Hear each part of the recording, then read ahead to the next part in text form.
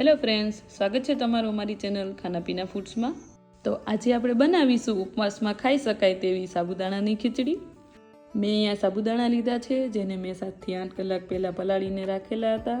અને 1 વાટકો માંડવીના દાણા, 1 ટમેટું, 1 બટેકું, 2 લીલી મરચી અને થોડા મીઠા લીમડાના પાન લીધા છે।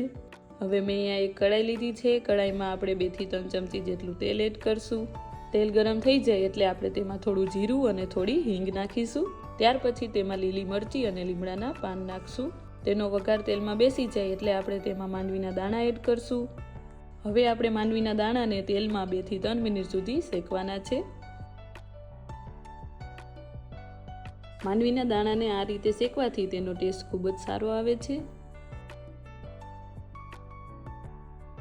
માંડવી તેલમાં શેકાઈ જાય એટલે આપણે તેમાં બટેકા એડ કરશું અને તેને મિક્સ કરી દેશું।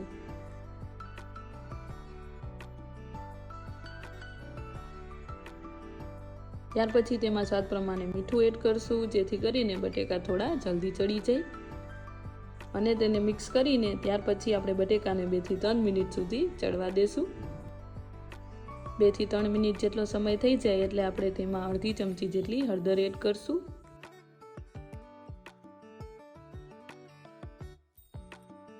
અને હવે આપણે તેમાં ટમેટા એડ કરશું અને તેને મિક્સ કરી દેશું। ફરી આપણે બધી વસ્તુને 2 થી 3 મિનિટ સુધી ચડવા દેશું। તો હવે આપણે બટેકાને ચેક કરી લઈએ।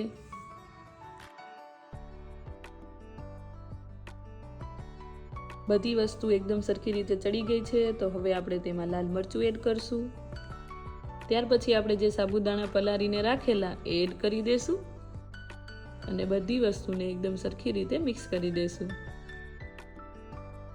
બધી વસ્તુ એકદમ સારી રીતે મિક્સ થઈ જાય ત્યાર પછી આપણે સાબુદાણા ગરમ થાય ત્યાં સુધી જ ગેસ ઉપર રાખવાના છે। જો તમે વધારે વાર તેને ગેસ ઉપર હલાવતા રહેશો તો તે પછી ચીપકવા લાગશે।